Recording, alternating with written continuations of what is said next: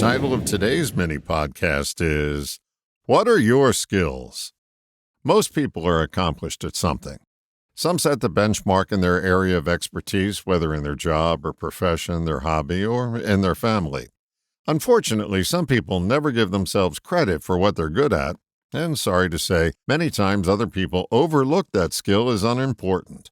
For example, some folks are world-class parents. They may struggle financially or lack formal education, but that doesn't prevent them from using this wonderful molding skill to provide a loving and nurturing environment where their children can blossom. Quite often, people are quick to discount such a skill and play the if only or the grass is greener games with themselves. The truth is, the grass is just a different shade of green, but it's still only grass. A zebra that wants to be a lion or vice versa is missing the unvarnished truth. They don't recognize their area in which to thrive.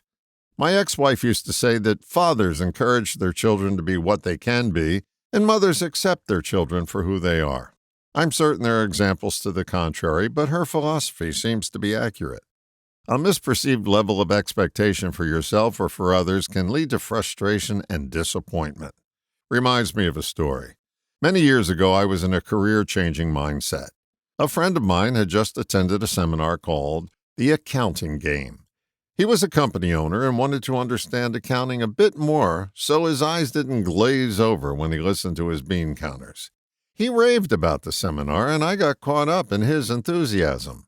I investigated the company, and they had opportunities for you and me to sell their seminars. I sent away for the information and embarked on a new career path. I wasn't very successful in making money for them or for me. They had a great product, but I was not having success selling it. I was telling my neighbor about my latest exploits, and I saw his brow furrow. He then said something that opened my eyes. "John, you have a wonderful ability to communicate to people, and I don't think that skill was meant for you to communicate someone else's message." It became instantly clear that I was discounting my area of expertise and mowing someone else's lawn. What are you good at? If you said nothing, you're missing the point. You have a skill set that comes to you as natural as breathing. Zero in on that ability and see how you can flesh it out to take advantage of opportunities that require that expertise. If you want someone else's skill set, you can certainly take the training necessary to acquire it. But if it doesn't ring true with your nature, you'll struggle no matter how much knowledge about it you acquire. Reminds me of my mom.